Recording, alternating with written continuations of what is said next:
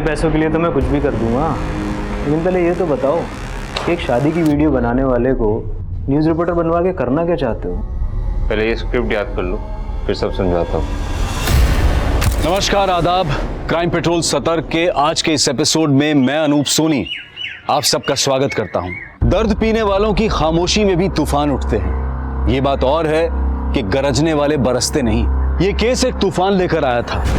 जज्बात के साथ जुनून भी बह रहा था और बहने वाला था खून, और वो भी कई इंसानों का। 30 दिन 30 कहानियों की श्रृंखला में आज के इस एपिसोड पर अपनी विशेष राय रखेंगे हमारे आज के मेहमान और जाने माने रिपोर्टर साहिल जोशी। नमस्कार, मैं साहिल जोशी क्राइम पेट्रोल सतर्क में आज फिर लेकर आया हूं एक ऐसा अनसुना अनदेखा केस जो मुझे लगता है कि आपको देखना बेहद जरूरी है। हम सबके कई एम्बिशन होते हैं। नई जॉब, नए अवसर के तलाश में हम में से कई लोग महानगरों का रुख कर लेते हैं, सक्सेस के पीछे भागते हैं, लेकिन कई बार फेलियर का भी सामना करना पड़ता है। सक्सेस और फेलियर के बीच में बहुत कुछ ऐसा होता है जिसमें भटकने के भी चांसेस होते हैं। यह भटकाव कभी कभी एक गंभीर अपराध का रूप ले लेता है। इस केस में भी कुछ ऐसा ही हुआ। यह 7 घंटे की एक ऐसी वारदात है जिसमें बीतने वाला एक एक पल कुछ जिंदगियों पर भारी पड़ने वाला था।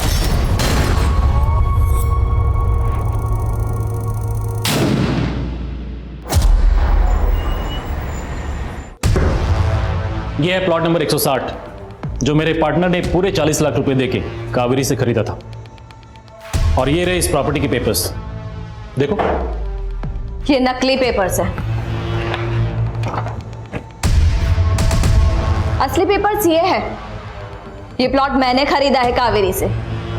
इन पेपर से कुछ नहीं होगा मनीषा। तू जानती है कावेरी कोर्ट में वही बोलेगी जो हम उसको बोलने को कहेंगे। वो तो साफ बोल देगी। ये प्रॉपर्टी उसने मेरे पार्टनर को। तुमने कावेरी को भी खरीद लिया, लेकिन तेरे साथ में उसको भी अंदर करवा दूंगी। कुछ नहीं कर पाएगी तू। तेरी भलाई इसी में, जो पैसे मिल रहे हैं रख, और इस प्रॉपर्टी के लीगल राइट्स मेरे नाम कर दे, वरना। सूरजमल तेवतिया, तेरी धमकियों से डरती नहीं हूं मैं। मैंने भी कोई कच्ची गोलियां नहीं खेली। देख लेना तुम।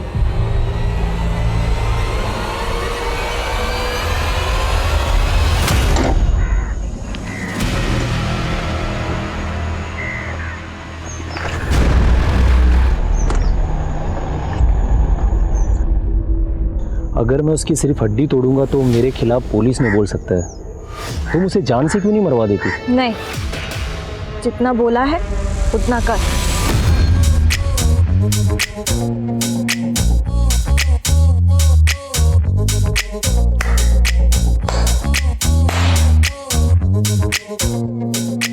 छाया, आज के लिए फिनिश कर दे। Very good very good very good everyone. अच्छा, अब हम कल मिलेंगे। Okay, bye.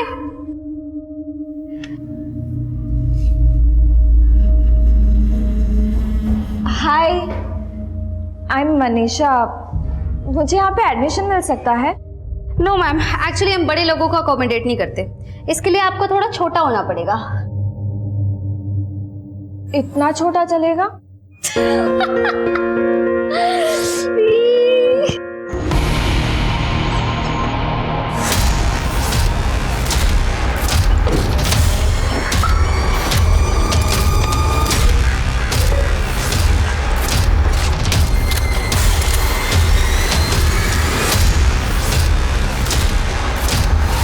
संडे को आप कॉफी बनवा बनवा के थका देते हो, हाँ?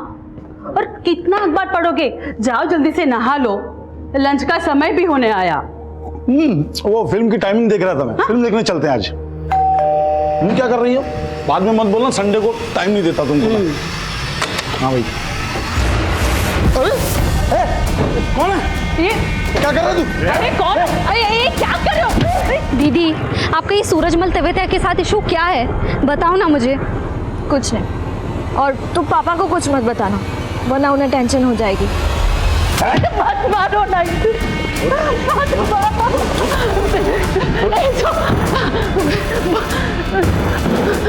बोलो ना, तुम्हें क्या चाहिए? शांति? यहाँ कोई शांति नहीं रहती। दीदी अक्कल घुटने पे है क्या? हाँ, शांति मतलब चुप्पी। देखो मेरी बात सुन।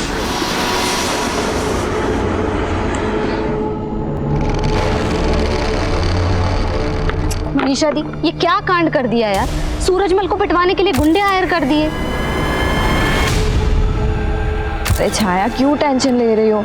मैंने उसे सिर्फ सूरज को धमकी देने के लिए कहा है ताकि सूरज के साथ जमीन का मैटर सेटल कर सको।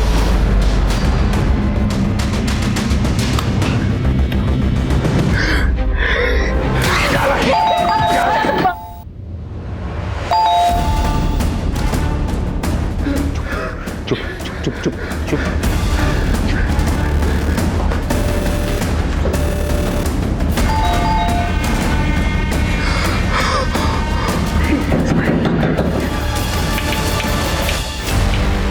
क्या हुआ माँ, ऐसे क्या देख रही हो? दरवाजा तो खोलो।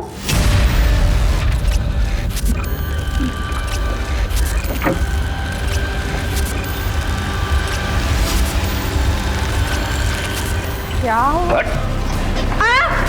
दीदी, दीदी, जनाब, हट, हट।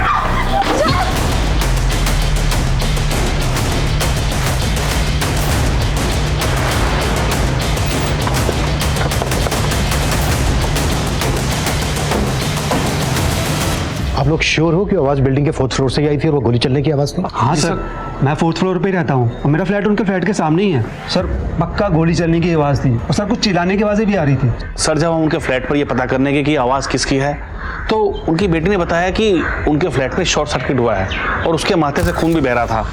उसने हमें अंदर आने के लिए नहीं पूछा और अचानक से दरवाज़ा बंद कर दिया। अच्छा, तुमने बिल्डिंग के अंदर किसी अजनबी आदमी को आते हुए देखा था? नहीं साहब, मैंने यहाँ से किसी अजनबी को अंदर जाते हुए नहीं देखा। इसको बोलो कि गाड़ी अंदर ले ले। अगर वाकई में 4th फ्लोर पर कोई है तो उसको इस बात की भनक नहीं लगनी चाहिए कि पुलिस यहाँ पहुँच गई है। Okay sir.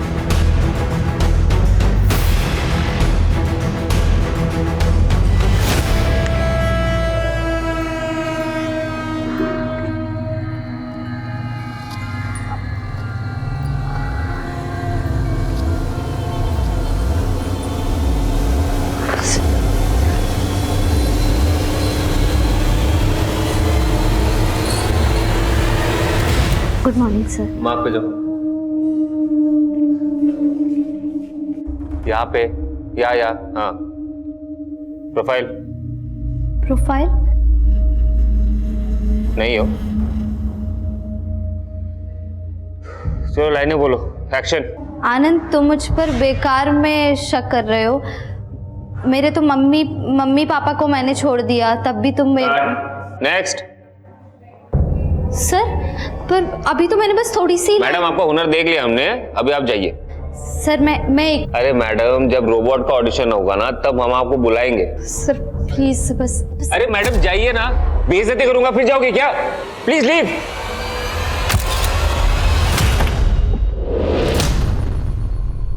सर ये तो 2nd फ्लोर वाला राहुल है सर।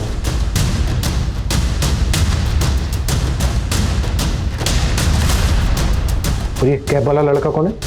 सर ये समझ नहीं आ रहा, ये हमारी सोसाइटी का तो नहीं है। इस कैब वाले लड़के की बॉडी लैंग्वेज कॉशियस लग रही है।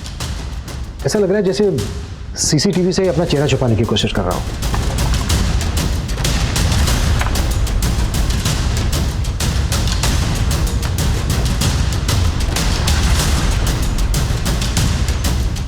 वो कैब वाला लड़का महाराष्ट्र की नंबर प्लेट वाली गाड़ी लेकर यहाँ आया और बिल्डिंग के सेक्रेटरी का कहना है कि वो लड़का यहाँ का नहीं है।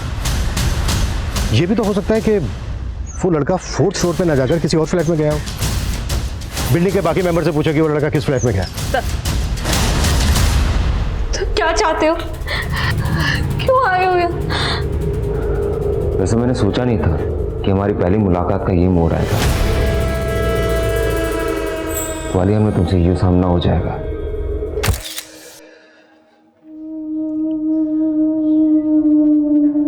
वैसे एक टैलेंट तो है आप में। आपके कहने पे मेरे बॉस मुझे आपसे सॉरी कहने। विपुल, सर मैं तो तारीफ कर रहा हूं, मतलब अच्छा ठीक है, आई एम सॉरी। देवी जी ये कार्ड रख लीजिए। इस रोल में आपके लिए मैं कुछ नहीं कर सकता, लेकिन देवी जी अगर आगे कुछ हुआ ना तो मैं जरूर आपके लिए कुछ ना कुछ जरूर कोशिश करूंगा, ठीक है? ये लीजिए। मुझे आज भी गिल्ट है कि मेरे वजह से तेरा करियर बर्बाद हो गया, लेकिन मेरा जो प्लान है ना, उससे तेरे सारे रास्ते बदल जाएंगे। मैं तो तुझे फिल्में भी लॉन्च करने वाला हूँ। तुम अपनी बकवास बंद करो, समझे? मेरी बात तुझे बकवास लगती है, लेकिन मैं सीरियस हूँ। एक मिनट,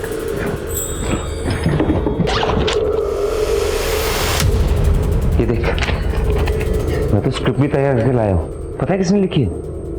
हाँ, मैंने। पढ़, पढ़ना। देखो प्लीज, मुझे कोई स्क्रिप्ट नहीं पढ़नी, मुझे जाने दो। मैंने बोला है पढ़ना है तो पढ़। सर ये ओम प्रकाश जी की दोनों बेटियां हैं।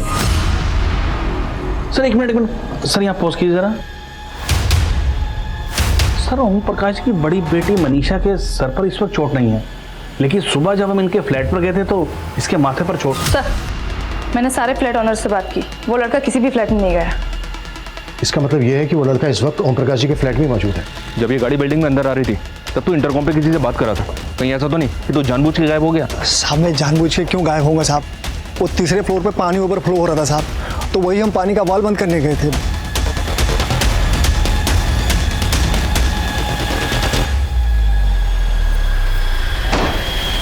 सर, कार में कोई भी पेपर्स नहीं मिले।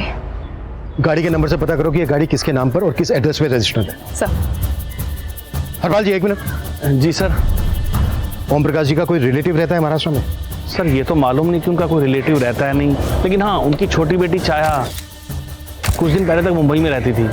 वो वहाँ पर फिल्म इंडस्ट्री में एक्ट्रेस बनने गई थी, लेकिन काम वाम मिला नहीं तो वापस आ गई। एक मिनट, इधर आओ। कहाँ जा रहे हो, क्या काम? सर वो डिलीवरी देने आए। कौन से फ्लैट में? बहुत ही सॉलिड स्क्रिप्ट है। कहानी शुरू होती है मुंबई से। एक लड़की मुंबई आती है एक्ट्रेस बनने का सपना लेके, और बहुत स्ट्रगल के बाद ना उसे एक छोटा सा रोल मिल जाता है। गरिमा, मेरा तो एक ही सीन का रोल है, ऊपर से मेरे कैरेक्टर की एक भी लाइन तक नहीं है। तेरी तो कितनी लाइंस हैं? 6 शॉट रेडी है। दीदी एक मिनट। विपुल सुनना, तूने तो बोला था इतना इंपॉर्टेंट कैरेक्टर है। कैसा इंपॉर्टेंट है? मेरे कैरेक्टर की एक लाइन तक नहीं है। इतने बड़े शो में तुझे काम मिला है, चुपचाप काम करने का नाटक क्यों कर रही है तू? मैं कोई मुंबई में भीड़ में खड़े होने के लिए नहीं आई हूँ, मुझे नहीं करना ये काम। इतना मगजमारी करके तुझे यहाँ पे काम दिलवाया है और उसको पता नहीं इतना ड्रामा। चुपचाप बैठ, रेडी हो। धमकी देने की जरूरत नहीं है, ठीक है ना? तभी काम करूंगी जब मुझे लाइन मिलेगी। पहले आंसू दिखाए, उसके बाद जब रोल दे दिया तो आंखें दिखाने लगी। भाई तो तुझे लाइनें चाहिए थी ना, ये पढ़ना, भर भर के लाइनें हैं। और आगे की सीन्स ऐसा है ना कि आंखों में खून उतर आएगा।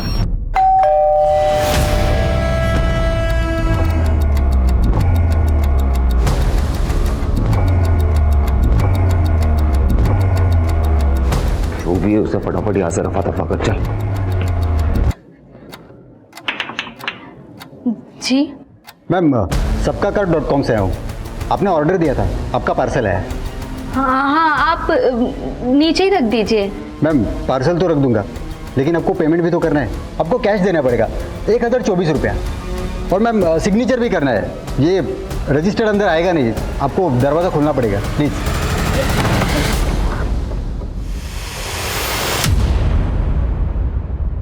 रुक,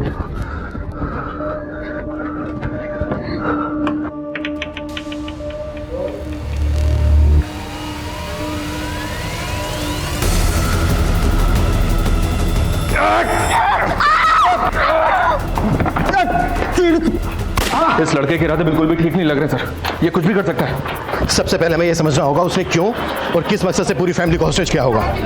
उस फ्लोर के बाकी के फ्लैट्स पूरी तरह से खाली करवाओ।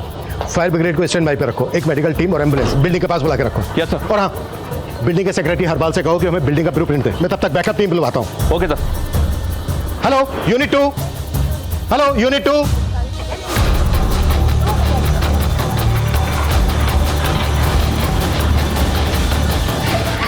दरवाजा खोल।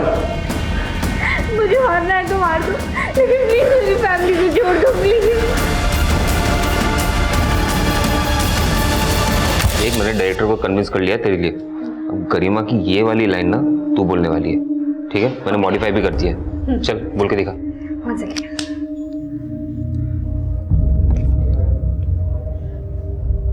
अनन्या, तू समझ नहीं रही है यार। लव एट फर्स्ट साइट सिर्फ फिल्मों में होता है। प्यार के लिए अपनी जिंदगी दांव पर मत लगा। दिल के रास्तों पे भी हमें बहुत सोच समझ कर चलना चाहिए। सही है। शायद मैं गलत था। तुझ में भी एक कलाकार छिपा हुआ है। है ना? मानता है कि नहीं? बहुत जल्दी रंग बदलती है तू, लेकिन तेरा ये रंग बदलना ना मुझे पसंद है। अब ये खेल सिर्फ तेरा नहीं है, तेरे माँ बाप और तेरी बहन का भी है। तेरी बहन की वजह से। मेरी बहन ने क्या बिगाड़ा तुम्हारा? क्या बिगाड़ा? तुझे जो करना है वो मेरे साथ कर, लेकिन मेरे पेरेंट्स और मेरी बहन को छोड़ दे। सर, मैं छाया का फ्रेंड हूँ। मैं उसके साथ उसकी एकेडमी में काम करता हूँ। वो दोपहर तक मेरे साथ ही थी और रोज़ की तरह उसकी बड़ी बहन मनीषा उसे पिक करने भी आई थी। वहाँ पे मनीषा का किसी के साथ झगड़ा हो गया था, इसीलिए चेक करने के लिए मैंने छाया को फ़ोन भी किया था कि वो लोग सेफली घर पहुँचे हैं कि नहीं। हाँ साहिल, तुम दोनों सेफली पहुँच गए ना? हाँ आराम से। अरे माँ, ऐसे क्या देख रही हो? दरवाजा तो खोलो। Don't worry, don't worry. दीदी! सर, छाया ने फ़ोन अचानक काट दिया था, फिर काफ़ी देर से उसका फ़ोन भी बंद आ रहा था, इसीलिए चेक करने के लिए मैं यहाँ आ गया। अच्छा, तुमने भी कहा कि मनीषा का किसी के साथ झगड़ा हुआ था। किसके साथ हुआ था?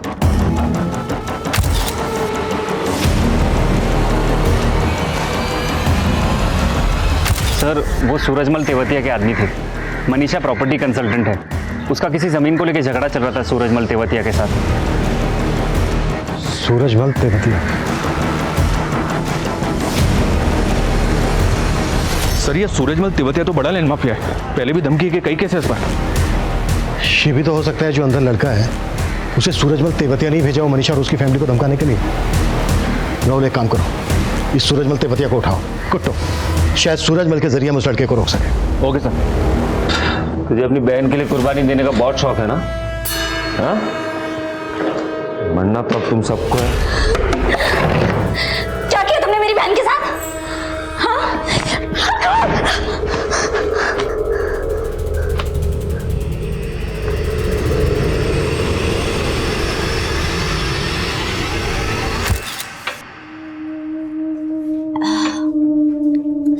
यार मुझे ना अभी छोटे मोटे रोल नहीं करने, लीड करना है यार। तू टेंशन मत ले, मैं ना एक मूवी डायरेक्ट कर रहा हूँ, तुझे पक्का चांस। और डायरेक्टर? फेंक मत यार, फाइनेंसर है तेरे पास? हाँ, कौन देगा तेरे को डायरेक्टर? अरे छोड़ ना इंडस्ट्री की बातें, चल ना गेम खेलते हैं। ओके चलो।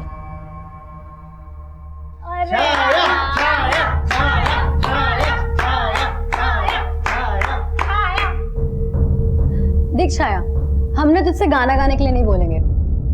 तुझे ना कुछ एक्साइटिंग सा करना होगा। क्या? तेरे ऑपोजिट में जो लड़का है उसे किस कर। ये क्या बदतमीजी है? कल हो गई है क्या? मैं किसी को किस विस नहीं करने वाली। तू जो नहीं कर पाई है ना, वो मैं अब आसानी से कर सकता हूँ। ये सब मेरी वजह से हो रहा है पापा।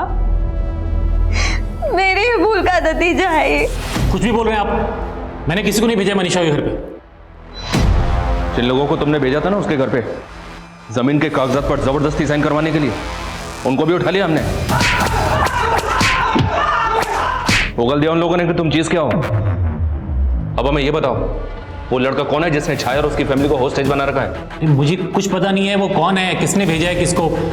मैंने बताया ना आपको, बल्कि ये मनीषा ने बाली को मेरे नाम की सुपारी दी थी। अगर मैं उसकी सिर्फ हड्डी तोड़ूंगा ना तो वो मेरे खिलाफ पुलिस में बोल सकता है। जान से क्यों नहीं मरवा देती इसको? नहीं, जितना बोला है उतना कर। कौन बाली? बोलो सूरजमल, चुप क्यों हो गए? बाली पहले मेरे लिए काम करता था, मेरा वफादार है वो। इसलिए जब मनीषा ने उसको मेरे नाम की सुपारी दी, उसने मेरे को सब कुछ बता दिया। सूरज सेठ, आप मेरे गुरु हैं इसलिए आपको बता रहा हूँ। आपकी मनीषा ने आपकी सुपारी दे डाली। अच्छा, तूने क्या बोला उसको? पैसे दे रही थी तो ले लिया। अब उसके कहने पे मैं आपको धमकी थोड़ी ना दे सकता हूँ। मैं तुझे डबल पैसे दूंगा, तू इस लड़की को रास्ते पे लेके आ। अरे सेठ, मैंने उससे पैसे लिए हैं। ऐसा करता हूँ कि ये काम किसी और को दे देता हूँ जो इस इलाके का ना हो। तो तुम्हारी कहने पे बाली ने इस लड़के को मनीषा के घर पे भेजा है? अरे मुझे नहीं मालूम उसने किसको भेजा है या भेजा भी है या नहीं। बाली कहाँ है? मुझे कोई आइडिया नहीं है वो इस वक्त कहाँ है। हाँ, एक फ़ोन नंबर है उसका मेरे पास। चुप चुप।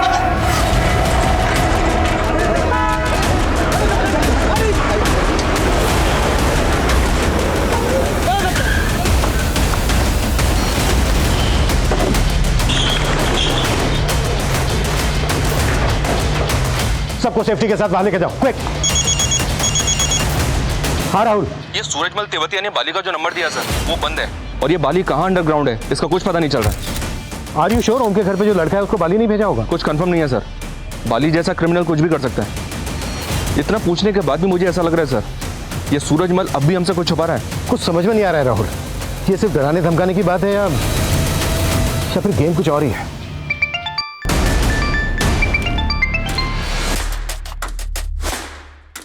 सब सेट है, आपको वेट नहीं करना पड़ेगा। अब एक्शन शुरू करो। धमाका ग्वालियर में होगा लेकिन दिल्ली मुंबई तक सबकी हो जाएगी।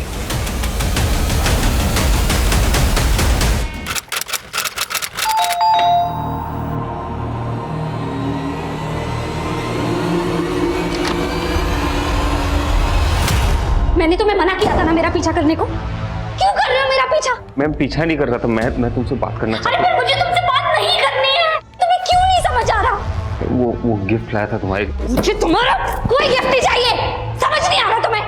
तुम लड़कियों का ना समझ में नहीं आता, कभी जिंदगी में इतने करीब आ जाती हो हमदर्द की तरह, और जब निकालना होता है तो दूध में मक्खी की तरह निकाल देती हो। तुम जैसे लोगों का ना निकालना ही होता है, क्योंकि तुम एक नंबर के गुंडे हो, गुंडे।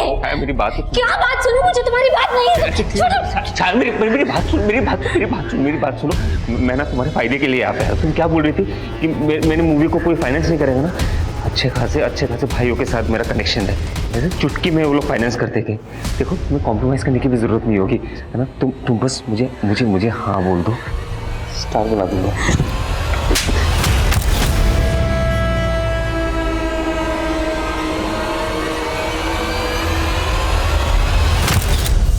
उस लड़के ने दीदी मेरा जीना हराम कर दिया है, जों की तरह चिपक के रह गया है मुझसे। तो उसका नाम नंबर बोल, उससे भी बड़े बड़े गुंडों को जानती हूँ मैं, 2 मिनट में सीधा कर दूंगी उसको। क्या बोल रही है मनीषा तू? ऐसा कुछ नहीं करना मैं। छाया बेटा तू फ्लाइट पकड़ सीधे यहाँ आ जा, नहीं रहना तुझे मुंबई में। अरे तू टेंशन क्यों ले रही है? हाँ टेंशन मत ले, तेरी बहन भी मान रही है और तेरे पापा भी। अब तो हमारी फिल्म जरूर बनेगी, तू भी ना अपना बेस्ट परफॉर्मेंस देने के लिए तैयार हो जाए। भरोसा नहीं होता? ये देख,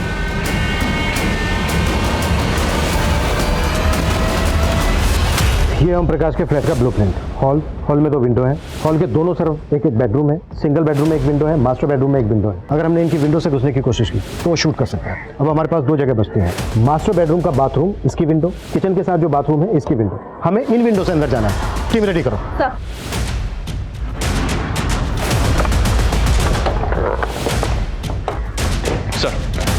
सर तेवेतिया से इनक्वायरी करके लौट रहा था तो मुंबई पुलिस का कॉल आया मुझे इस कार की इन्फॉर्मेशन देने के लिए सर, जिसमें वो लड़का आया था। ये कार विपुल भारद्वाज के नाम पे मुंबई के 4 बंगलों के एड्रेस पर रजिस्टर्ड है, लेकिन फिलहाल इस एड्रेस पे ताला लगा हुआ है। और सर ये विपुल की फोटो है, ये देखिए। ओम प्रकाश की छोटी बेटी छाया मुंबई में रहती थी, इस विपुल का छाया के साथ कोई कनेक्शन? फिलहाल तो ऐसा कुछ पता नहीं चला है, सिर्फ इतना पता चला है कि ये विपुल फिल्म इंडस्ट्री में काम करता है, असिस्टेंट डायरेक्टर है और पिछले कई दिनों से ग्वालियर आ रहा है। पॉसिबल है इसका बाली और सूरजमल तेवतिया के साथ कोई कनेक्शन है। बाली की कोई लीड? अभी तक कुछ नहीं सर। ये कहाँ से आ गया, इनको कैसे पता चल गया? राजीव जल्दी कैमरा लेकर आ। ग्वालियर की प्रार्थना अपार्टमेंट हाउसिंग सोसाइटी को पुलिस ने चारों तरफ से घेर लिया है और ऐसा कहा जा रहा है कि इस बिल्डिंग के 4th फ्लोर पे एक फैमिली को हॉस्टेज बनाया गया है, लेकिन ये सच्चाई नहीं है। जी हाँ, दरअसल इस बिल्डिंग के अंदर जो कुछ भी हो रहा है उसकी कुछ वीडियोस वायरल हुई हैं और सच जानने के लिए आपका उन वीडियोस को देखना बेहद जरूरी है। लेकिन उन वीडियोस को दिखाने से पहले मैं चाहूंगा कि हमारे कैमरामैन यहाँ पर मौजूद पुलिस को दिखाएं कि किस तरीके से पुलिस ने इस पूरी बिल्डिंग को घेरा हुआ है और चप्पे चप्पे पे पुलिस खड़ी है और किसी का भी अंदर से बाहर निकलना इस वक्त नामुमकिन है। वाह, देख क्या मोड़ है हमारी प्रेम कहानी में? अब हम भी पॉपुलर हो गए और हमारा प्यार भी, है ना? मेरे ऑर्डर का वेट करना, जब तक मैं ना बोलूं कोई मूव नहीं करेगा। क्लियर? Over and out. ये देखिए सर, ये कुछ वीडियो सोशल मीडिया पे वायरल हुए हैं। मैंने किसी को हॉस्टेज नहीं बनाया, मैं तो यहाँ छाया से मिलने आया था। हम दोनों एक दूसरे से बहुत प्यार करते हैं, एक दूसरे से शादी करना चाहते हैं, लेकिन पहले छाया की फैमिली और उसके बाद ये सोसाइटी, ये बिल्डिंग वालों ने मुझे फंसाया। और ये दूसरा वीडियो सर, ये देख। मैं मानता हूं कि मैं और मेरी बड़ी बेटी विपुल और छाया की शादी के खिलाफ थे, लेकिन अभी हम लोग इस शादी को करवाने के लिए तैयार हैं। तो मैं पुलिस से रिक्वेस्ट करता हूं कि वो वापस चली जाए, ये हमारी फैमिली का इंटरनल मैटर है। और सर ये तीसरा, मैं और विपुल एक दूसरे से बहुत प्यार करते हैं।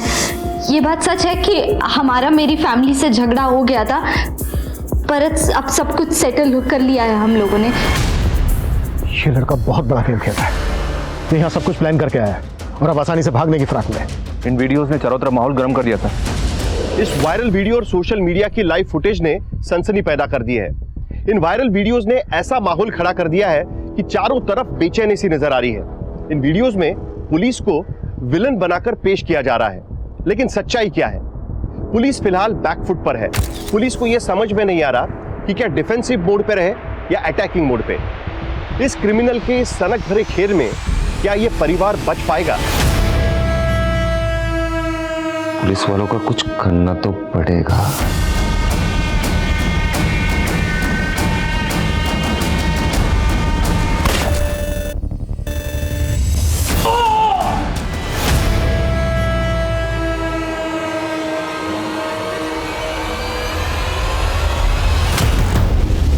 ये लड़का मीडिया के सामने हीरो बनने की कोशिश कर रहा है। लाइव रिपोर्टिंग में पुलिस वाले पे गोली चला दी इसने। समझ में नहीं आ रहा है इसके दिमाग में चल क्या रहा है। और सर इसको कंट्रोल करने का कोई जरिया भी नजर नहीं आ रहा है। लाइव रिपोर्टिंग की वजह से हमारी एक एक एक्टिविटी पे नजर रखा है। अब समझ में नहीं आ रहा है किसने गोली चला दे। राहुल, मीडिया वालों को हटाओ यहाँ से, दूर भेजो उनको यहाँ से। क्विक। Okay sir. हम यहाँ पर सच दिखा रहे हैं, यहाँ पर दो प्रेमियों को पुलिस अलग कर रही है, लेकिन हम पूरी रिपोर्टिंग करेंगे। और देखिए पुलिस हमें धक्का दे रही है, पुलिस हमारी रिकॉर्डिंग नहीं करने दे रही है। पुलिस देखिए, आप देख सकते हैं कि पुलिस किस तरीके से हमें धक्का दे रही है। हम सच का रिपोर्टिंग करने वाले, सिर्फ हम सच दिखाते हैं और अंदर जो कुछ भी हो रहा है वो हम अंदर। हाँ बिल्कुल बिल्कुल, हम रोको सबको। सर आप हमें रिपोर्टिंग। 1 मिनट, अंदर आओ, अंदर आओ। ये तुम्हारे कैमरे का बैटरी निकल गया, तुम फिर भी रिकॉर्ड कर रहे हो। क्या रिकॉर्ड कर रहे हो? दिखाओ जरा, चेक करो। और तुम सब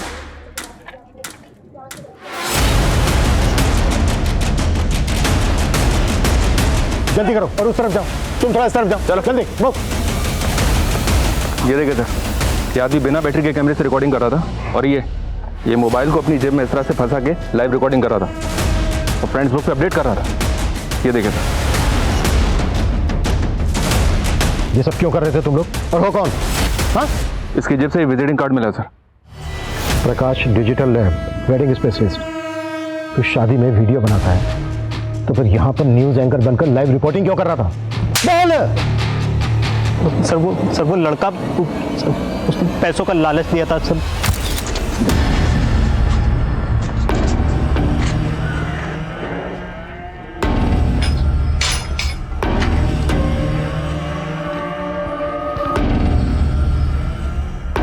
पैसों के लिए तो मैं कुछ भी करूंगा, लेकिन पहले ये तो बताओ कि शादी की वीडियो बनाने वाले को न्यूज़ रिपोर्टर बनवा के करना क्या चाहते हो? उसके साथ अब तू भी अंदर जाएगा। सर माफ कर दो सर, गलती हो गई सच में, मैं लालच में आ गया था सर। वीडियो क्यों नहीं आ रहा? आप जिस नंबर को डायल कर रहे हैं वो इस समय स्विच ऑफ है। हाँ, मर गया साला।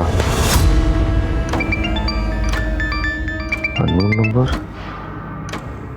हेलो विपुल, इंस्पेक्टर अभिमन्यु जिंदल बोल रहा हूँ। अरे जिंदल साहब, आपको मेरा नंबर कहाँ से मिल गया? वीडियो बना कर तू सोशल मीडिया पे वायरल करवा रहा है। क्या लगता है तुझे तेरा नंबर नहीं मिल सकता? ये जो गेम खेल रहा है ना, तू गेम खेलना बंद कर और बोल क्या डिमांड है तेरी?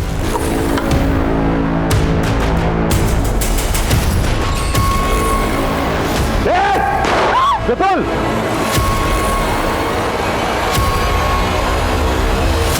12 बजे शुरू हुई इस वारदात में 4 घंटे से भी ज्यादा बीत चुके हैं। थोड़ी थोड़ी देर में इस बिल्डिंग से गोली चलाने की आवाज आ रही है।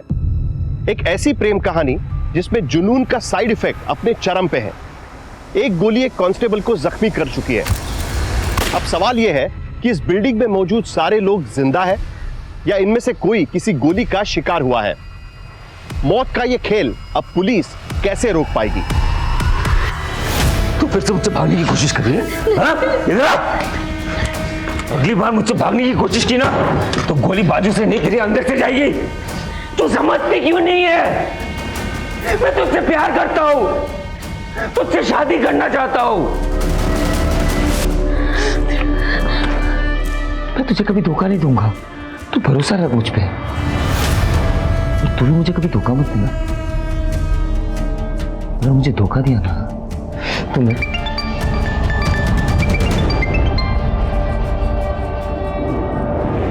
हेलो, देखो मैंने तुमसे कहा था ना किसी को नुकसान नहीं पहुंचाओगे, फिर गोली क्यों चलाई तुमने और किस पे चलाई? अरे इंस्पेक्टर साहब, बहुत जल्दी टेंशन ले लेती हो। मैं अपने प्यार पे गोली चलाऊंगा क्या? हाँ ठीक है, सब कुछ ठीक है यहाँ पे। लो किसी से बात करो, बोलो सब कुछ ठीक है। हाँ सर मैं ठीक हूँ। हेलो हेलो छाया, देखा सब कुछ ठीक है, लेकिन अगर तुम लोग अपने हरकतों से बाज नहीं आओगे ना तो सब कुछ ठीक नहीं रहेगा। विपुल बताओ तुम्हारी डिमांड क्या है? मैं तुम्हारी हर एक डिमांड पूरी करूंगा, लेकिन तुम छाया और उसकी फैमिली को कोई नुकसान नहीं पहुंचाओगे। पहले तो यहाँ पे जितने भी पुलिस वाले सबको हटाओ, एक भी टिकनी नहीं चाहिए।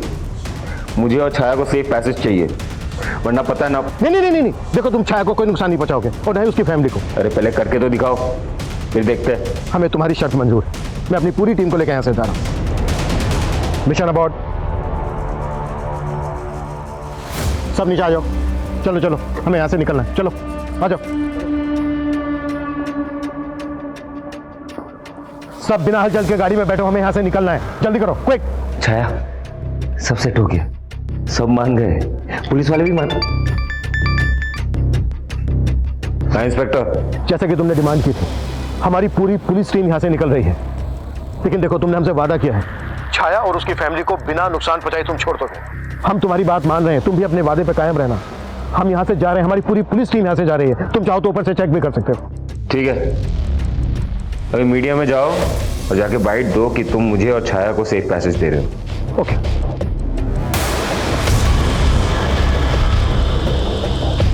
गुड।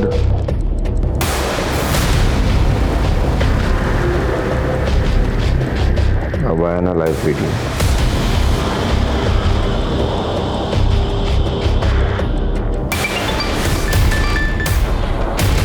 हेलो हेलो, कहाँ मर गया था बे? अरे वहाँ पुलिस आ गई थी ना, तो मैं थोड़ा दूर से रिकॉर्ड कर रहा हूँ। तो चिंता मत कर, नीचे सब क्लियर है, मैं देख रहा हूँ, मैं ध्यान दे रहा हूँ।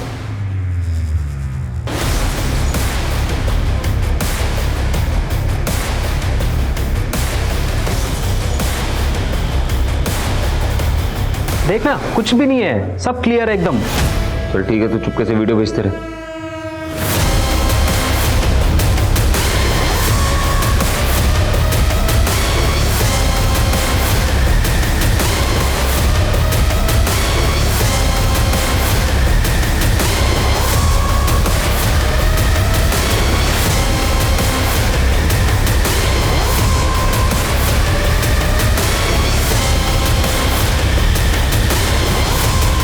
वीडियो में कोई भी नहीं है, वहां तो लोग क्यों हैं?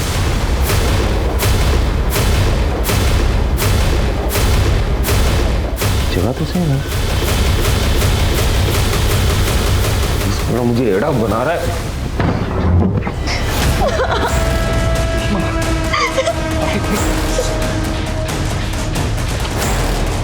साले मुझे फंसाने की कोशिश कर रहे हैं सब के सब।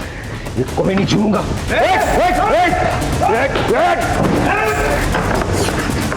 ये तुम लोगों ने अच्छा नहीं किया, अब कोई नहीं बचेगा। सर अंदर एक औरत बेहोश पड़ी है, रेस्क्यू करो, हॉस्पिटल पर जाओ जल्दी। और वो लड़का कहाँ है? सर वो लड़का उस रूम में, उसके साथ छाया भी है, उसने सर दरवाजा बंद कर दिया है। देखो किसी भी हालत में वो लड़का यहाँ से बच के नहीं निकलना चाहिए। सर मेरी बहन को बचा लीजिए, वो अंदर है। मनीषा तुम चिंता मत करो, हम तुम्हारी बहन को बचा लेंगे। इनको बाहर लेके जाओ प्लीज, आप बाहर जाइए। विपुल देखो अब तुम यहाँ से बच्चा नहीं निकल सकते, हमने घेर लिया तुम्हें। बेहतर यही है कि तुम सरेंडर कर दो। अरे बच के तो जाएंगे इंस्पेक्टर, और तुम लोग ही जाने दोगे? काशान पट्टी किया ना तो सबसे पहले इसको उड़ाऊंगा, उसके बाद खुद मर जाऊंगा। नहीं नहीं नहीं नहीं, देखो तुम गोली मत चलाना, गोली मत चलाना, हम तुम्हें जाने देंगे। प्लीज गोली मत चलाना, ठीक है? सब अपने अपने गन उसमें डालो और यहाँ पर टेबल पे रखो। जैसा ही करा वैसा करो, सब गन डालो उसमें। जल्दी करना, जल्दी करो जल्दी करो। इधर रखो, रख इधर। साइड हो, इस तरफ। देखो देखो विपिन, मेरी बात सुनो। सामने नहीं आना इंस्पेक्टर, लेकिन तुम्हें मार दूंगा मैं। ऐसे मत भागो, तुम अपने आप को समझ रहा हो? पीछे पीछे जा। दूंगा मैं गोली, मैं बोल रहा हूं मैं गोली मार दूंगा। नहीं देखो तुम गोली मत, हम तुम्हें जाने देंगे। मैं खुद कह रहा हूं कि मैं जाने दूंगा तुम्हें। तो बोल रहा हूं सामने नहीं आना। तुझे क्या लगा था तेरे कहने से चले जाएंगे हम? तुझे आसानी से भागने देंगे यहाँ से? लेके जाओ इसको। तुम ठीक हो शायद? लेकिन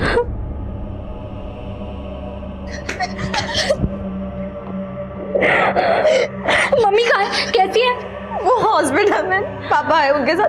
तू ठीक तो है ना?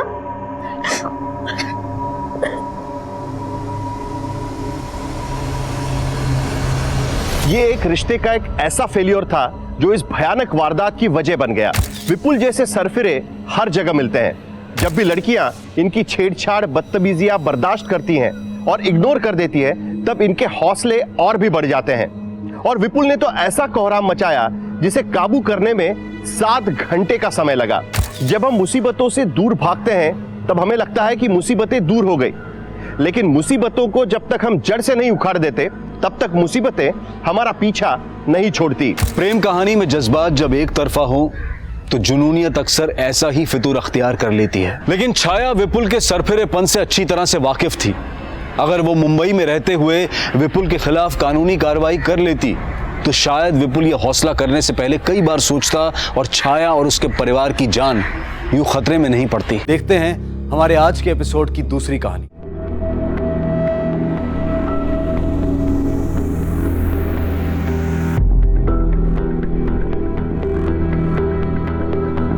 अकाउंटेंट साहब पूरे दुनिया का हिसाब करते हैं, मेरा हिसाब कब करेंगे?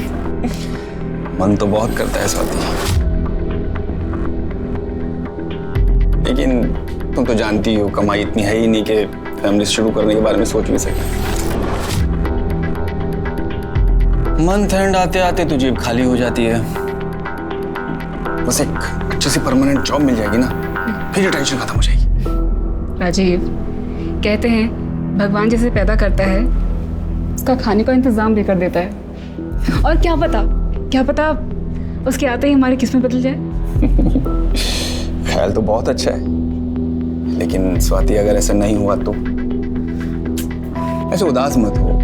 तो जहाँ इतना सब्र किया है थोड़ा सा सब्र और करो ना। जैसे अच्छी सी जॉब मिल गई ना परमानेंट, फिर देखना मैं कैसे बच्चों की लाइन लगाता हूँ। क्या नाटक लगा के रखा है तूने? हाँ, नहीं खाऊंगी नहीं खाऊंगी, प्यार से समझा रही हूँ, खा ले समझ में नहीं आ रहा, दिमाग खराब करके रखा है। एक कान के नीचे दूंगी ना, ये गिर जाएगी। क्या कर रही है तू ये? अरे बच्चे के चेहरे पे दाग आ गया ना तो कोई उसे हाथ भी नहीं लगाएगा। अरे तो आप ही बताओ क्या करूं मैं? किसी भी लड़की के साथ ऐसा नहीं होना चाहिए। जब हर इंसान को इज्जत से जीने का हक है तो फिर लड़कियों के साथ अलग बर्ताव क्यों? आप सब जो मुझे देख रहे हैं, सुन रहे हैं, आपसे सिर्फ एक ही बात कहना चाहूंगा कि अगर आपके पास कोई जानकारी है कि किसी लड़की या महिला को देह व्यापार में धकेला जा रहा है, या फिर आप खुद लड़की या महिला हैं जिनके साथ ये अत्याचार हो रहा है, तो आप मुझे 4440645654 पर कांटेक्ट कर सकते हैं और मैं और मेरी टीम आपकी मदद करने की पूरी कोशिश करेंगे। आपको इस दलदल से बाहर निकालेंगे। नंबर एक बार फिर से नोट कर लीजिए, 44406।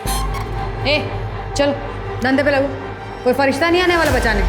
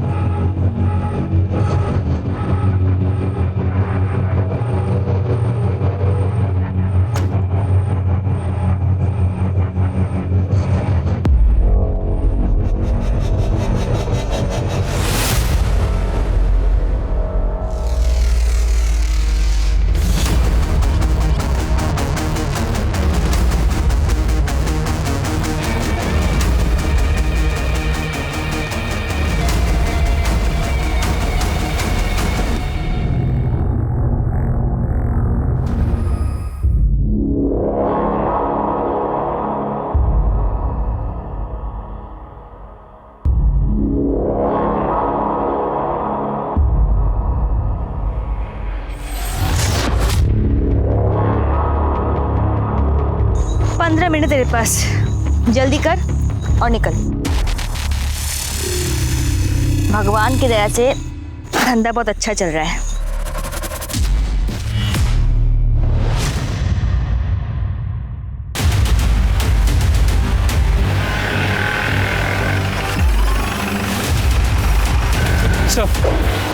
इस तरफ सर, यहाँ संभाल सर। ये गाँव वाला यहाँ हल्का होने आया, इसने बॉडी को देखकर हमें इन्फॉर्म कर दिया।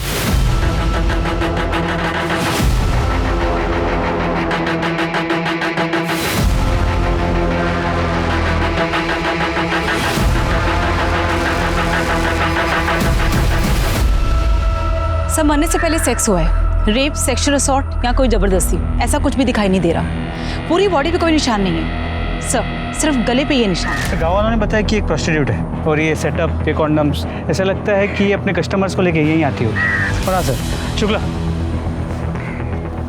बॉडी के पास से पर्स मिला था और इसमें ये आइडेंटिटी कार्ड। विजय सिंह हो सकता है इसका कस्टमर होगा और इसी ने उसे मारा हो, लेकिन कस्टमर इसे क्यों मारेगा? सिर्फ पैसे के लिए? हो सकता है सर, क्योंकि बॉडी के पास सिर्फ उसका पर्स मिला है, लड़की का सामान या लड़की का आईडी प्रूफ ऐसा कुछ भी नहीं मिला। हो सकता है सब कुछ लेके फरार हो गए हों और जल्दीबाजी में सिर्फ पर्स यहाँ पे छूट गया। एक्सक्यूज मी, हेलो, कहाँ पर? ठीक है, मैं भी पहुँचता है सर। यहाँ से 5 किलोमीटर दूर एक जली हुई बॉडी मिली है। बॉडी को पोस्टमार्टम के लिए भेजो और पूरे एरिया की अच्छे से तलाशी लो। Sir, let's go.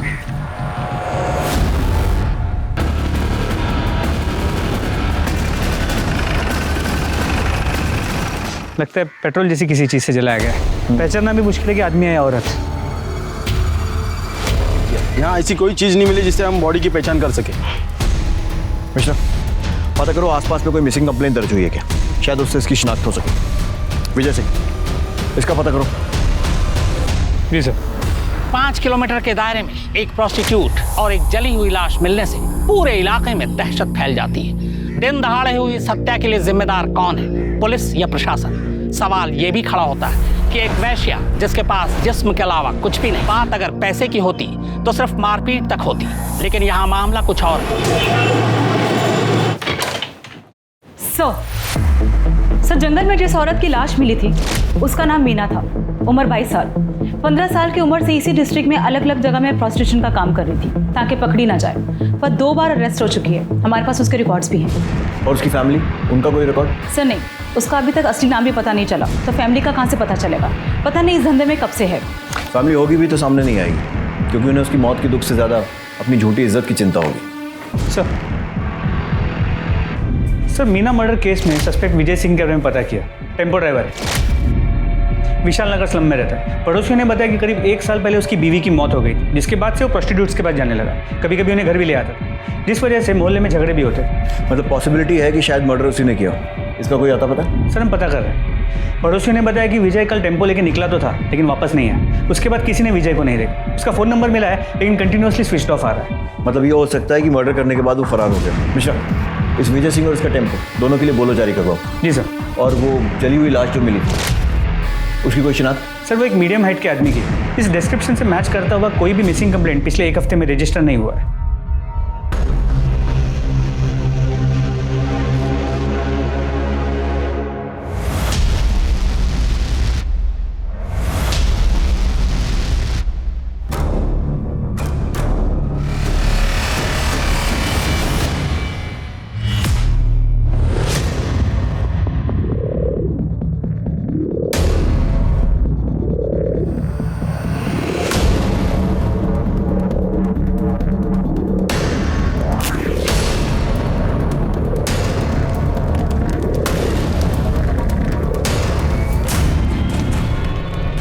Deepu, call लेके आ रहे, आदमी चल जाएगा।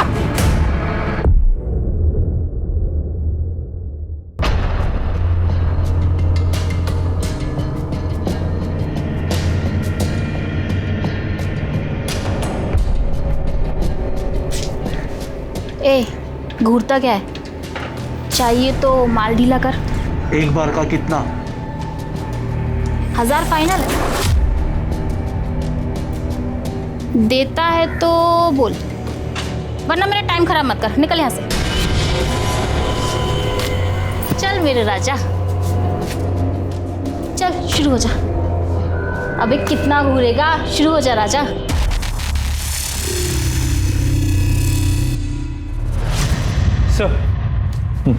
सर मीना की मौत 18 तारीख की रात 8 से 11 बजे के बीच गला दबाने की वजह से हुई। गले पे मार्क्स के अलावा बॉडी पे कहीं चोट, खरोच या स्ट्रगल के निशान नहीं मिले।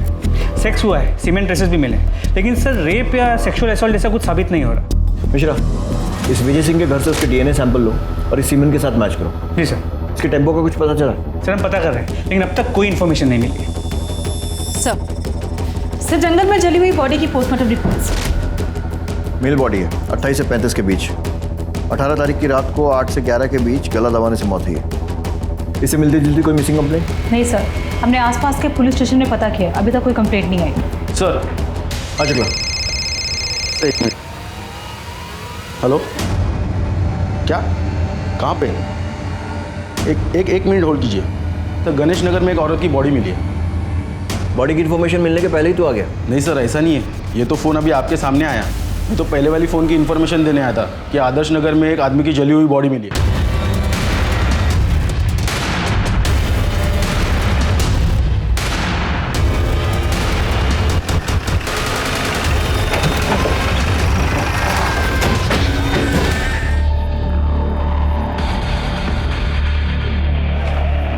सर आसपास के लोगों का कहना है कि इस औरत का नाम शबनम है, ये इस एरिया में धंधा करती थी सर। इन लोगों ने कई बार इसकी कंप्लेंट भी की है सर, लेकिन ये इसके बाद भी इस कमरे में कस्टमर बुलाती थी। ठीक है, चारों तरफ अच्छे से तलाशी लो। Okay sir. Sir sex rape या सेक्सुअल असॉल्ट जैसा तो कुछ नहीं लग रहा है। शरीर पर कोई चोट का निशान भी नहीं है, सिर्फ एक गले पे निशान है सर। ये देखिए, ऐसा लग रहा है कि ये गला घोटने की वजह से इसकी मौत हुई। कौन है ये जो ये ऑलरेडी मजबूर और सताई हुई औरतों के साथ ऐसा कर रहा है? सर ये पर्स मिला है।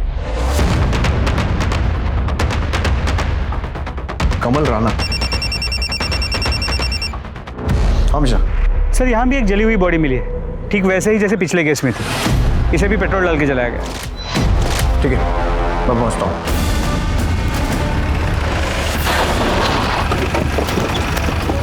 सर गांव के इन दो लोगों ने बॉडी को जलते हुए देखा। बॉडी को पोस्टमार्टम के लिए भिजवाओ, तभी कुछ क्लियर हो पाएगा। कमल राणा, ये आई कार्ड उस औरत की लाश के पास मिला, शायद उसका कस्टमर हो सकता है। पता करो कौन है, कहाँ मिलेगा, सारी डिटेल्स। ये औरतें वैसी मौत से बदतर जिंदगी जी रही, पर किसी को उसमें भी चैन नहीं है। एक के बाद एक करके उन्हें मारे जा रहा है। अभी 2 दिन भी पूरे नहीं हुए, एक और प्रोस्टिट्यूट और एक और जली हुई लाश मिलती है, ठीक वैसे ही जैसे पिछली 2 लाशें मिली थी। सवाल यह है कि इन हत्याओं का मकसद क्या है? ये जितने भी कत्ल हुए, उनके तरीके को देखकर लगता है कि इसके पीछे किसी एक शख्स का हाथ है, पर बहुत मुमकिन है कि पुलिस को उलझाने की या कातिल की कोई साजिश हो।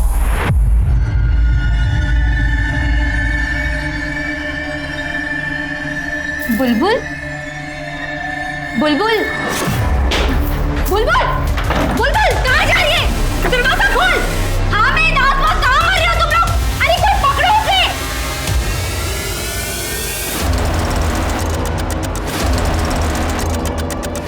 बुलबुल, राशिद, राशिद, क्या कर रहा है? मेरा सब पकड़ा हुआ।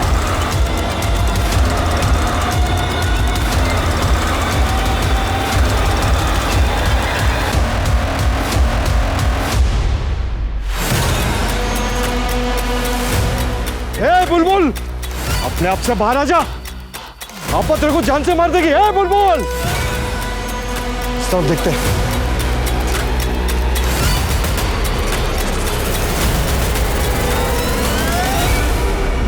सर 2 दिन के अंदर अंदर 2 प्रोस्टिट्यूट्स और 2 आदमियों की जली हुई बॉडी कुछ ही किलोमीटर के घेरे में मिलती है।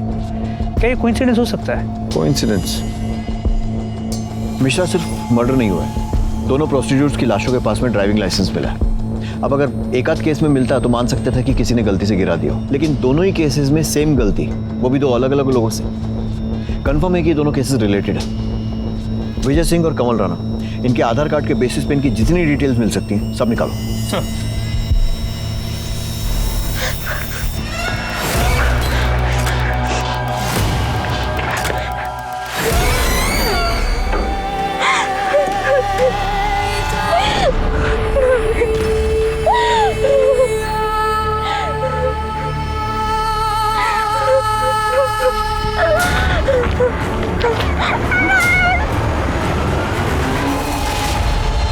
सुनिए, अभी निकलना जरूरी है क्या?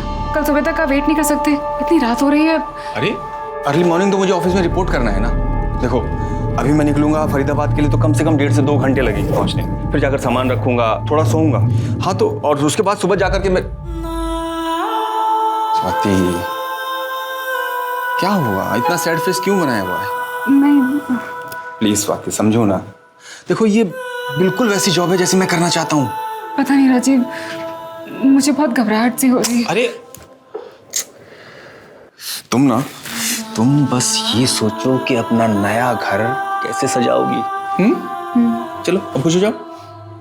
पहुंच के फोन करना। हाँ ठीक है, मैं निकलता हूँ और तुम अपना ध्यान रखना।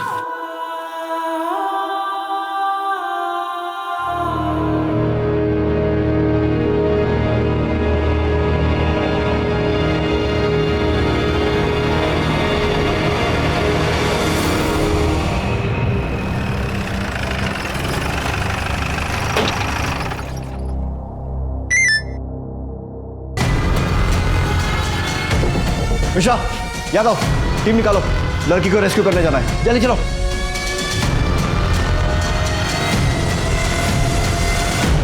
पुलिस को मिली सूचना के अनुसार यहाँ पर एक 13 साल की बच्ची को जबरदस्ती रखा गया और उस पर बहुत ज्यादा अत्याचार किए गए और इस बात की जानकारी पुलिस को खुद उस बच्ची ने दी और राहत की बात यह है कि पुलिस उसको बचाने में कामयाब हुई है। हटो उसको। सर हम कुछ सवाल पूछना चाहते हैं आपसे। एक्सक्यूज मी सर, क्या आप हमें बता सकते हैं ये बच्ची कौन है और इस पर अत्याचार करने वाले लोग कौन थे और आपको इस बात की जानकारी कैसे मिली? इस बच्ची का नाम प्राची है। इसके माँ बाप नहीं, अनाथ, अपने इन रिश्तेदारों के साथ रह रही थी और ये लोग इस पर अत्याचार कर रहे थे और ज़बरदस्ती से मजदूरी करवा रहे थे। फिलहाल हम लड़कियों को एनजीओ के हवाले कर रहे हैं और इन लोगों के खिलाफ मुकदमा दर्ज करने जा रहे हैं। हम बच्ची को उसके माँ बाप तो नहीं लौटा सकते, लेकिन एनजीओ के साथ कम से कम वो एक नॉर्मल लाइफ जी पाएगी। Thank you so much. Thank you so much.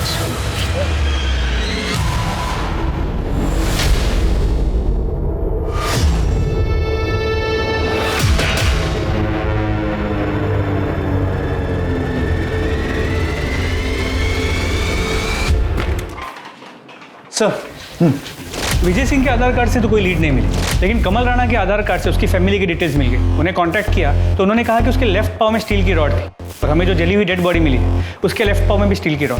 मतलब ये हो सकता है कि वो लाश कमल की हो। मिश्रा, कमल की फैमिली से कांटेक्ट करके उसका डीएनए सैंपल लो और उस जली हुई बॉडी के साथ मैच करो। सर।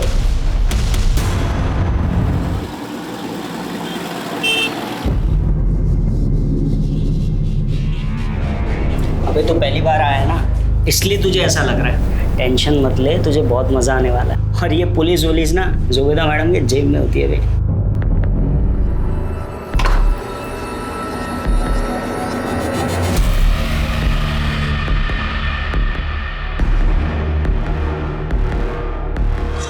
हाय नीरज। भैया भैया प्लीज मेरी मदद करो। मुझे ये सब जबरदस्ती करवा रहे। इन लोग ने ना मुझे इंजेक्शन देके बड़ा किया। अभी मैं सिर्फ 13 साल की हूँ भैया, प्लीज मेरी मदद कर दो। अक्षय, मैंने बोला था ना कोई पछड़ा नहीं चाहिए मेरे को। अरे क्या हुआ, क्यों गला फाड़ ले? बताएगा हुआ क्या है? इसने मुझे बोला था वो लड़की 18 साल की है। उस लड़की ने मुझे खुद बताया वो 13 साल की लड़की है और तुम लोगों ने मिलकर उसे इंजेक्शन दिया है बड़ा होने।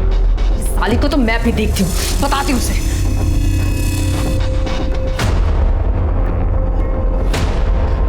जुबेदा, ये फिर भाग गई। तो क्या यह तय था कि इन मर्डर्स को अंजाम देने वाला कोई सीरियल किलर ही था जो जानबूझकर देह व्यापार करने वाली औरतों के पास उनके आखिरी कस्टमर का आईडी कार्ड प्लेस करता था ताकि पुलिस मर्डर के इल्जाम में एक ऐसे मुजरिम की तलाश करे जो खुद शिकार था और कभी हाथ नहीं लगने वाला था, और वो इसलिए क्योंकि उसे जलाया जा चुका था। और अगर ये सच था तो ऐसा खेल रचने वाला कौन हो सकता था?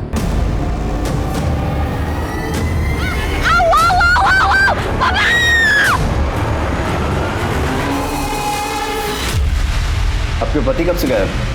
सर 2 दिन से।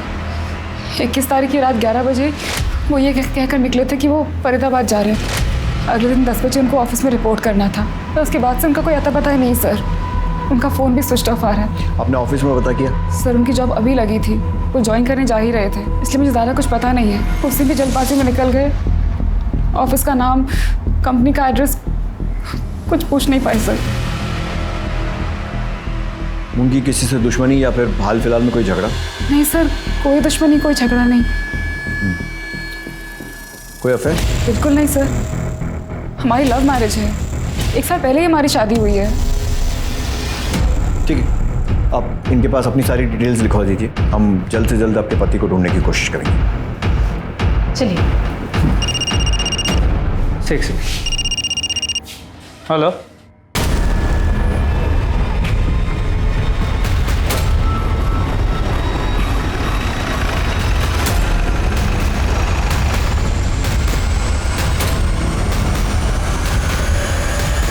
आसपास चेक करो। सर सेम पैटर्न का तीसरा केस, यहाँ ये और वहाँ 4 किलोमीटर दूर एक आदमी की जली हुई डेड बॉडी, जिसके पास कोई फोटो आईडी नहीं। सर ये पर्स मिला है। और शायद बाकी केसेस जैसे मरने वाला भी इसका कस्टमर होगा, जिसका ये पर्स।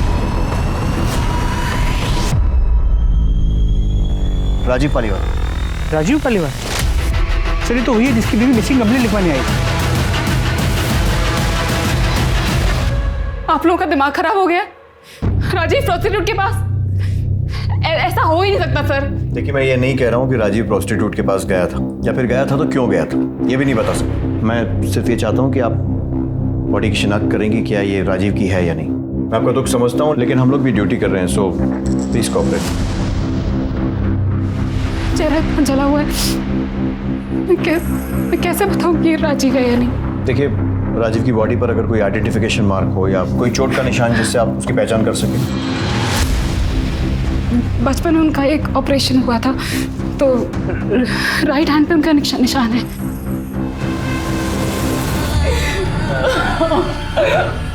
राजीव की फैमिली में और कौन कौन है? कोई नहीं है सर। कोई तो होगा। होगा भी तो मुझे नहीं बताया सर, मुझे नहीं पता।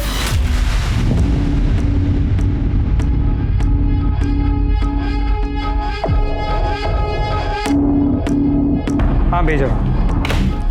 सुनो, ये फाइल आज ही भिजवा दो इमीडिएटली। ठीक है सर।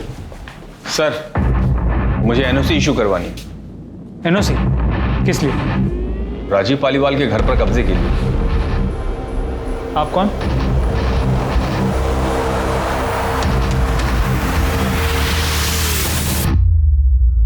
रवि पालीवाल? जी सर, रवि पालीवाल, राजीव पालीवाल का जुड़वा भाई। सर न्यूज़पेपर में पढ़ा कि राजीव का मर्डर हो गया है, इसलिए मैं चाहता हूं उसके घर की एनओसी इशू कर दी जाए, ताकि ऐसे ही कोई उसके घर पे कब्जा ना कर ले। सर ये हमारे बर्थ सर्टिफिकेट्स और राशन कार्ड वगैरह ज़रूरी दस्तावेज आप चेक कर लीजिए सर। अब उसके जाने के बाद इकलौता वारिस मैं ही हूँ सर।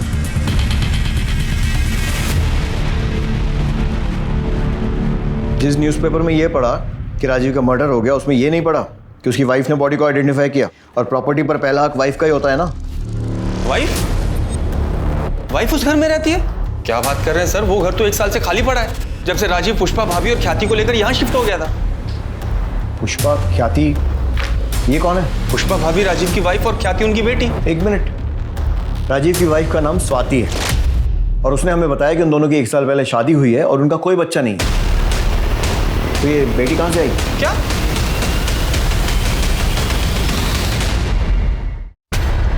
सर 1 साल पहले हमारी शादी हुई थी, ये रहा उसका प्रूफ।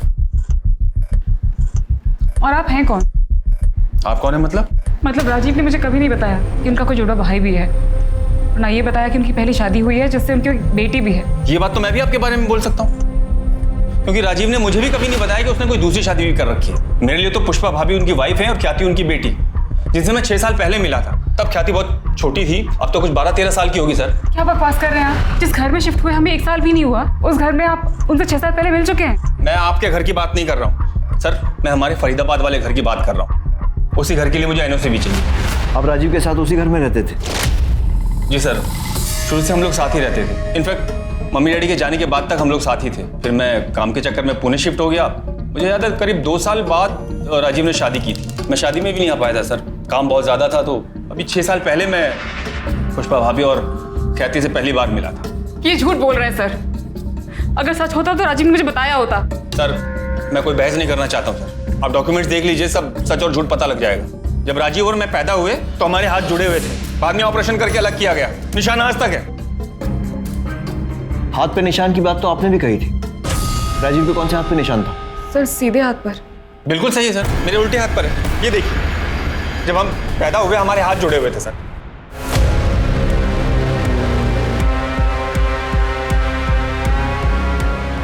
स्वाति जी आपका दुख समझते हैं, लेकिन इनके डॉक्यूमेंट से तो ऐसे ही लग रहा है कि ये सही बोल रहे हैं। और वैसे अगर आप ध्यान से देखें, मूंछ लगाकर ये हूबहू राजीव जैसे ही दिखते हैं। मिश्रा, रवि का डीएनए सैंपल लो और डेड बॉडी से मैच करवाओ, और इनके डॉक्यूमेंट्स फिर से वेरीफाई करो। और अगर सब कुछ सही निकलता है तो एनओसी दे दो, लेकिन लोकल पुलिस को इन्फॉर्म करने के बाद। और इनका घर भी लोकल पुलिस की मौजूदगी में ही खोलो। Sir, thank you sir.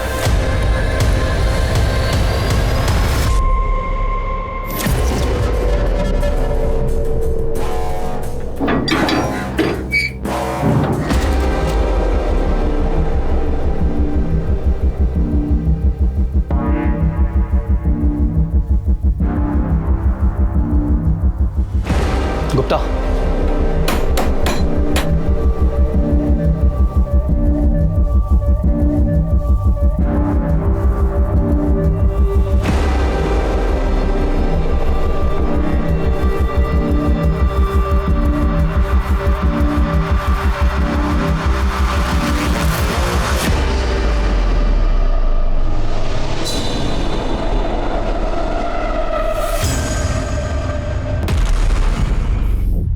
Gupta, पूरा घर चेक करो।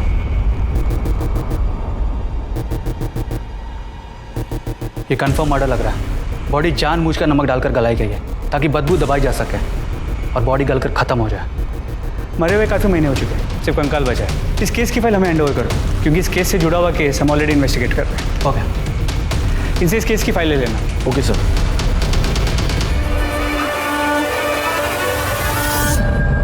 मेरे पीछे ये राजीव का घर है, जिनका कत्ल प्रोस्टिट्यूट और उनके कस्टमर के सीरियल किलिंग के दौरान हुआ। जांच के बाद पहली बार पुलिस की टीम राजीव के घर पहुंची है। घर की तलाशी ली गई तो घर के अंदर से एक कंकाल मिला। हालांकि उसकी शिनाख्त अभी नहीं हो पाई, मगर पुलिस को शक है कि ये कंकाल राजीव की पहली पत्नी या फिर बेटी का हो सकता है। मेरा तजुर्बा कहता है कि ये मामला महज एक इत्तेफाक नहीं है, ये सारे कत्ल सोची समझी साजिश का नतीजा है। आखिर कब रुकेगा मौत का यह सिलसिला? ये लाशें अभी भी मिलती रहेंगी।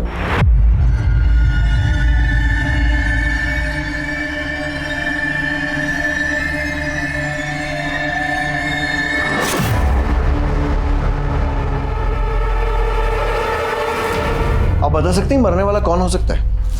सर मैं कैसे बता सकती हूँ? मुझे तो ये भी नहीं पता था कि राजीव की फैमिली भी है। पता नहीं था या बताना नहीं चाहती? सर मेरा विश्वास कीजिए सर, मैं सच बोल रही हूँ। आपके लिए सिर्फ एक केस होगा, पर मेरे लिए तो मेरी पूरी दुनिया उजड़ गई है सर। मैं बिलीव ही नहीं कर पा रही हूँ कि राजीव मेरे साथ ऐसा कैसे कर सकता है। अगर वो मेरे सामने होते तो मैं उनसे पूछती उन्होंने मेरे साथ ऐसा क्यों किया। ठीक, जा सकते हैं। दामिनी सर, ये रवि का जुड़वा वाला एंगल चेक करो। ये बात मुझे हजम नहीं हो रही है कि एक सगा भाई अपने भाई की मौत पर, शादी पर कहीं भी नहीं पहुंचा, लेकिन मौत की खबर मिलते ही प्रॉपर्टी की एनओसी कराने पहुंच गया। उसने एक बार भी ये नहीं पूछा कि भाई के मरने के बाद उसकी पत्नी और उसकी बेटी कहाँ है। रवि और राजीव दोनों के कॉल रिकॉर्ड्स और मोबाइल डिटेल्स निकलवाओ, और जो डॉक्यूमेंट्स उसने दिए हैं अच्छे से चेक करो। सर मैंने राजीव के फरीदाबाद वाले घर के पड़ोसियों से पूछताछ की। उन्होंने कहा कि राजीव अपनी पहली बीवी पुष्पा और बेटी ख्याति के साथ उसी घर में रहता, पर करीब 1 साल पहले अपनी बीवी और बच्ची को लेकर अचानक से कहीं गायब हो गया। उसके बाद किसी ने उसे वापस नहीं देखा। और हाँ सर, पड़ोसियों ने कहा कि अभी कुछ दिन पहले उन्होंने एक लड़की को देर रात उस घर के बाहर देखा था। मैं खुद डर गई थी सर। पहले लगा कि भूत है। लड़की का मुंह बंद करके घसीटते हुए जबरदस्ती गाड़ी में बिठा के लेके गए। साहब एकदम कंच लाल पिस्टल लगा रखी थी, जैसे वो रेड लाइट एरिया में औरतें लगाती है ना, वैसे साहब। देखने में एकदम बच्ची, मतलब शरीर छोटा, जैसे उम्र बड़ी ही नहीं। साहब वो 2 मुस्टंडे उस दिन उसको खींच के लेके जा रहे थे, गाड़ी में बैठाया। मुझे वो लोग सही नहीं लगे साहब, बिल्कुल। सर मुझे लगता है कि इसमें प्रोस्टिट्यूशन रैकेट वालों का हाथ। हमेशा सिर्फ प्रोस्टिट्यूशन नहीं, ह्यूमन ट्रैफिकिंग और ड्रग्स का भी एंगल हो सकता है। चारों तरफ नजर रखो, आंखें खुली रखो। खबरियों को भी अलर्ट कर दो। ज़रूरत पड़ती है तो फरीदाबाद पुलिस से भी हेल्प लो, मैं बात कर लूँगा। और ये रवि और स्वाति पर भी नज़र रखो। इनकी ये जुड़वा भाई, 2-3 शादियाँ, प्रॉपर्टी, इन सारी की सारी बातों पर मुझे डाउट हो रहा है। सर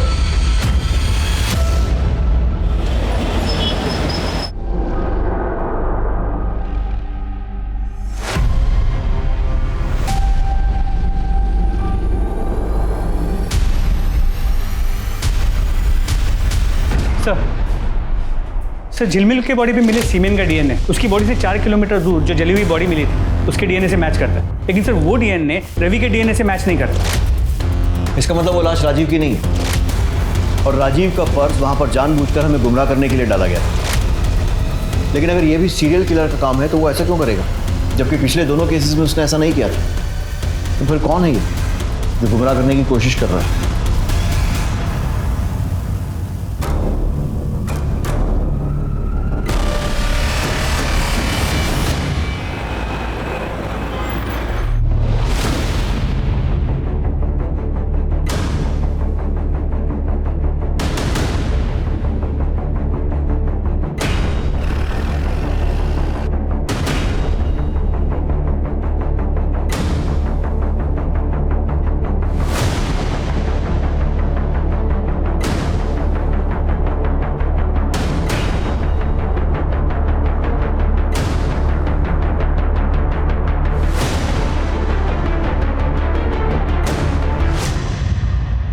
घबराओ मत, हम हैं तुम्हारे साथ। क्या नाम है तुम्हारा? ख्याति।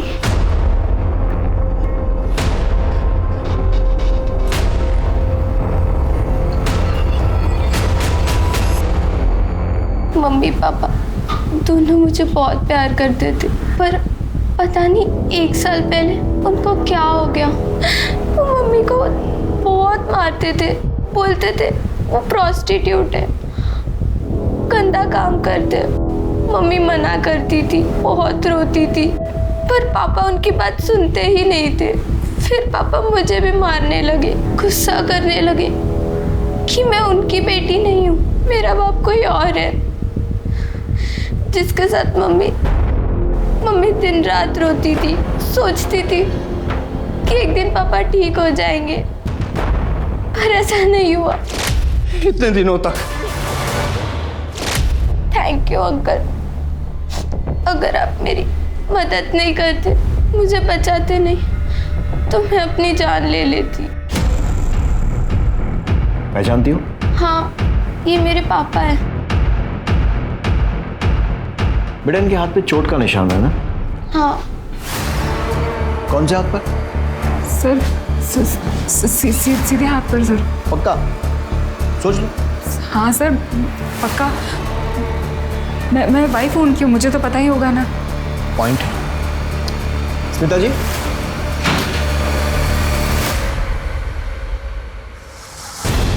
ये बेटी है राजीव की। आपकी शादी को 1 साल हुआ होगा, लेकिन इसने अपने बाप को बचपन से देखा है और इसका कहना है कि उसके दाएं नहीं बाएं हाथ पर निशान है ना बेटा? हाँ अंकल, पापा के सीधे हाथ पर नहीं, उल्टे हाथ पर निशान है। सर मैंने उतना ही किया सर जितना राजीव ने मुझसे करने को कहा। तूने इसे क्या कहा था और क्यों?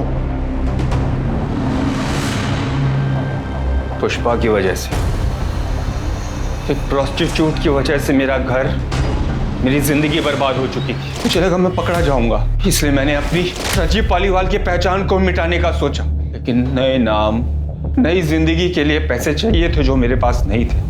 अगर मैं घर बेचने जाता तो आस पड़ोस के लोग मुझे पकड़ लेते, इसलिए मैंने जुड़वा का नाटक किया ताकि पुलिस के सामने घर में घुसूं। और राजीव तो मर ही चुका था, पुष्पा और ख्याति की कहानी भी खत्म ही थी, पर उसके पहले हम ख्याति तक पहुंच गए। समाज जिन बेचारी औरतों को छुप कर नरक जैसी जिंदगी जीने पर मजबूर करता है, तूने उन्हें वहां भी चैन नहीं लेने दिया। किसने हक दिया तुझे उनसे नफरत करने का? तूने जो किया है ना, मैं इस बात की गारंटी लेता हूं कि अब जेल में तेरा एक एक दिन बद से बदतर बीतेगा। तब तुझे समझ में आएगा कि तूने किया क्या है। राजीव ने कुल 11 लोगों को मारने की बात कबूल की, जिनमें 5 वेश्याएं थी। उसका कहना था कि वो समाज से वेश्यावृत्ति को खत्म करना चाहता था। प्रोस्टिट्यूट, वेश्या, ये शब्द हमारे समाज में गाली के तौर पर इस्तेमाल किया जाता है, पर अगर ये गाली है तो फिर ये गाली पूरी मर्दजात और समाज के लिए, न कि सिर्फ औरतों के लिए होनी चाहिए, क्योंकि औरत का ये रूप मर्दों ने अपनी वासना को पूरा करने के लिए बनाया, पर आज भी औरतों को उनका हक और अधिकार नहीं दे पाया। इन मजलूम औरतों की बदतर हालात कब सुधरेंगे? ये काम सिर्फ कानून बनाने से नहीं होगा, बल्कि ये काम होगा जब समाज में इन औरतों के साथ हमदर्दी और सहानुभूति जताई जाएगी। अब मैं अनूप सोनी आपसे विदा लेता हूं। फिर मुलाकात होगी क्राइम पेट्रोल सतर्क में एक और नए केस के साथ और उस पर हमारे एक्सपर्ट के विश्लेषण के साथ। तब तक अपना और अपने परिवार का ख्याल रखें, सतर्क रहें, सुरक्षित रहें और देखते रहें क्राइम पेट्रोल सतर्क। जय हिंद। इस तरह के और भी एपिसोड देखने के लिए हमारे चैनल को सब्सक्राइब करें और बेल आइकन दबाना ना भूलें।